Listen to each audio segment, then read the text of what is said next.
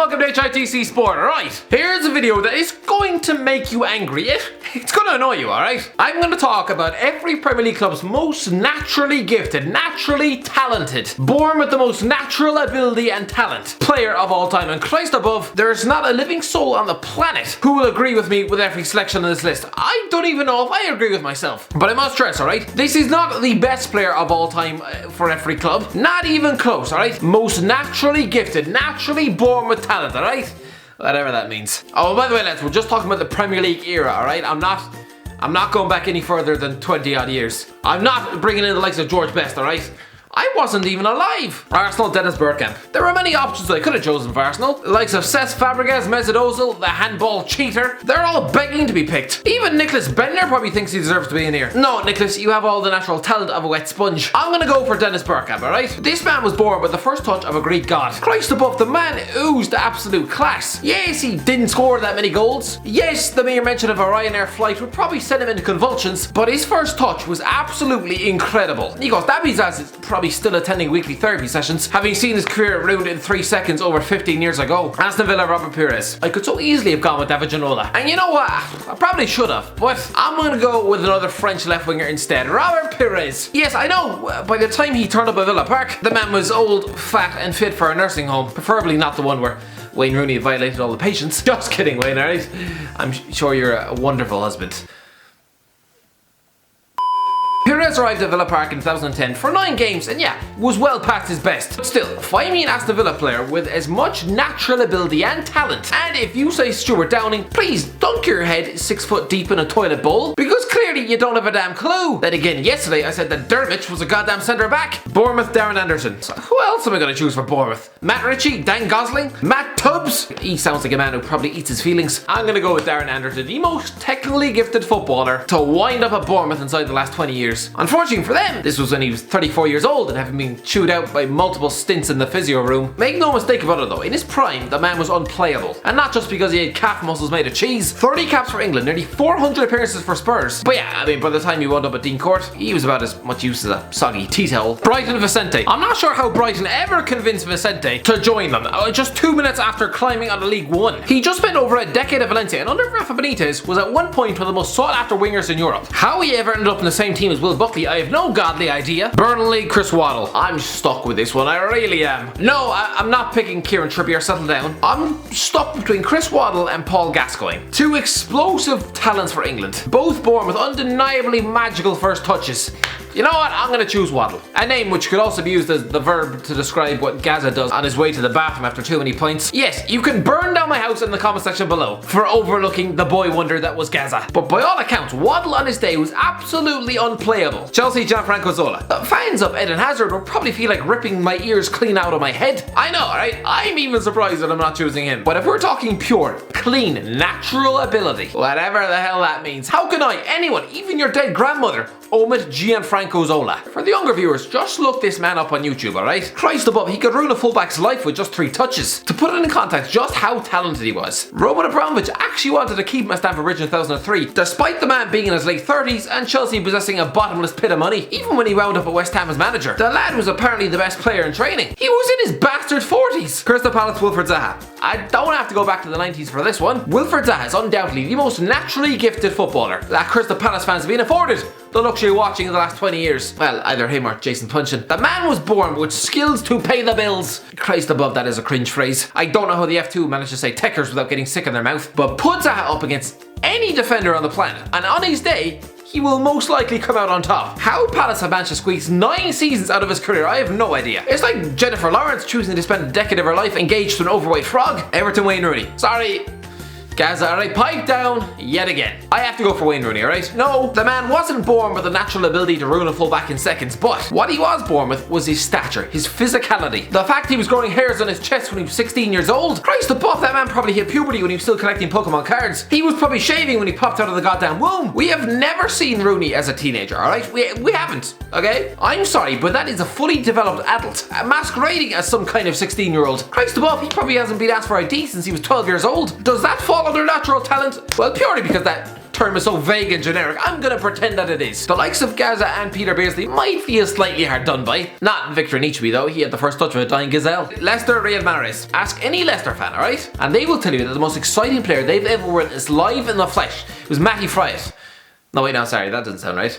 Riyad Mahrez. Sorry, that was a bit of a tickle in my throat there. Fryatt is probably spending his days cleaning dishes down his local Subway. But do I really need to explain this one, alright? Mahrez was absolutely exceptional on his day. You're either born with that talent or you're not. And on his day, oh good Christ. Liverpool Joe Cole. Yes, I know what's going to happen. The entire comment section is going to want to skin me alive and feed my corpse to Rebel Wilson. I have a feeling she lunches on human flesh. I mean, she eats every other bastard thing. You're probably going to think that now I have brain cells made of plasticine. But lads, while that might be partially true, hear me out. This isn't a list of the best players to ever play for Liverpool, alright? If it was, Joe Cole would be behind the likes of John Flanagan in the pecking order. For the love of God, but in terms of raw natural ability and talent, I can't look past Cole. Yes, Suarez, Salah, Coutinho, even Sturridge were dripping with pure natural ability as well. But ask any defender out there, and Joe Cole on his day had the ability to burn their ankles to bits. One of the most promising youngsters to ever be spat out of the West Ham Academy. The lad at one point was one of the hottest prospects in football. For Christ's sake, Man United were offering 10 million quid before he even had his first tug in the shower. He was 16 years old, for the love of God. On his day, and I must stress, none of these were at Anfield, the lad was unplayable. Absolutely unplayable. For Christ's sake, Stevie G once compared him to Messi. Joe Cole is better than Lionel Messi, claims Liverpool Steven Gerrard. And while that sounds like Stevie G was obviously huffing petrol fumes, there is still a case, alright? I mean, not for Cole being better than Messi, I'm not that insane, but there is a case for him being one of the most naturally gifted footballers of our generation. Just a shame you couldn't translate it into a half-decent career. You're gonna kill me in the comment section. Man City, David Silva. There were many candidates for Man City. No, not you, Danny Mills, but I'm gonna go for David Silva, alright? How can I not? The man was one of those Spanish trequartistas who was probably practicing keepy uppies with his umbilical cord the second he was chucked out of his mother's lady flower. The man is one of the most technically gifted players we've ever had the pleasure of seeing in the Premier League. And so yes, he gets in ahead of Kevin De Bruyne. He gets in ahead of Georgie Kincladze. He gets in ahead of Peter Beardsley. He gets in ahead of Ben Thatcher. Well, of course he did, so would a dead houseplant. Man United, Paul Scholes. I didn't want to be obvious on this one, right? And just go for Cristiano Ronaldo. Because even that, I think it might be a bit slightly fraudulent, because it's always been said that Messi was born with godlike superpowers, and that Ronaldo's class was just built up over years of hard work on the training pitch and down the gym. I might even say that Ronaldo, he might have been born with the same level of talent as someone like Nani. It's just what he did with that. It's just how he harnessed that and grew it into what he is today. It's just a testament to his work ethic, more than actual natural ability. So, I'm gonna go with Paul Scholes. But yeah, Christ, it is tough to choose from. You could still make a case for Ronaldo, or Giggs, or Berbatov, or Danny Welb. No, not him. Natural talent isn't just, being born with a natural ability to ruin a fullback's life in seconds. It could be the fact that you're blessed with the best passing ability in the game. A vision that most players will never have. So yeah, I'm gonna go with Paul Scholes. But obviously, I am wrong. I can already feel the vitriol in the comment section below. How could you not pick Ronaldo? Newcastle, Hatem and Arfa. There are actually a lot of nominees for this one, but I'm not looking past Hatem and Arfa, alright? I'm just not. My favourite footballer of all time. I love a good dribbler. From Eden Hazard to Arjen Robben to my comatose gran. And on this day, Hatem and Arfa could tie your entire defence in knots and chuck them off a cliff. Just look at some of his goals for Newcastle. Like the one where he dribbled past 7 Blackburn players, the one where he grabbed the ball in the centre circle of the pitch and tore through the heart of Bolton's midfield and defence. The man was a genius, and I'm gonna say this, alright? I truly believe this man was born with more natural ability than Ronaldo. I mean, if he had the work ethic to match, I do think that this man would have at least 5 Ballon d'Ors in his locker. If he had the work ethic. But no, instead he's just a head case who couldn't cut out a goddamn hole. Norwich, James Maddison. Believe it or not, David Bentley is actually worth a bit of a shout. Yes, the man was as mad as Badgers and gave up on football halfway through his 20s, but still, the former Norwich loanee was blessed with some of the finest crossing ability, and yeah, he was a dead ball specialist. There was a reason people were calling him the next Beckham. But no, alright, I'm gonna go with James Maddison instead.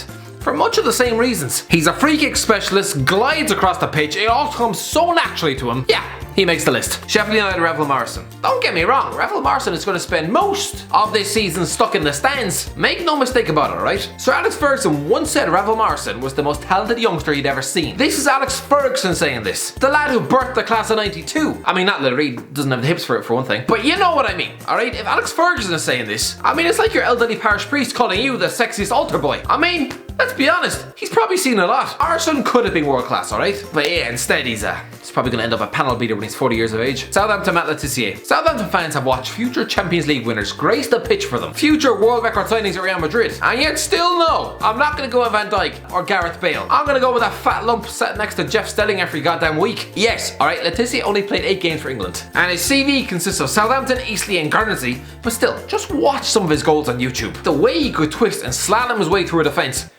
Incredible. He could probably dribble past 6 people in a crowded elevator, for God's sake. Tottenham Dimitar Berbatov. The likes of David Ginola are screaming out yet again. And Gaza, Christ above, I've rejected that man more times today than if I was taking a train to Durham. Dimitar Berbatov though, I'm sorry. Like Bergkamp, he was born with the most delicious, delicate of first touches. Watford Hector Bellerin. Pace, pure, unbridled, raw pace. Does it qualify as natural talent? Yes. Alright, because it's my list and what I say goes. Bellerin, the man with 1,000 accents shoved in his throat. Played just 8 games on loan at Vicarage Road over 5 years ago. But no, never mind that. Look at his pace. He's insanely fast. So yes, alright, I'm counting that as natural raw talent. West Ham, Paulo Di Canio. Yeah, alright, I know. I already picked Joe Cole today. So to switch it up a bit, let's talk about Paulo Di Canio. Yes, Carlos Tevez and Dimitri Payet would have been interesting shouts, but I still think Di Canio pips both of them. For God's sake, look at that scissor kick volley against Wimbledon. That was just simply out of this world. That was on another planet altogether. Wolves, João Moutinho. Now this one is pretty easy. I mean,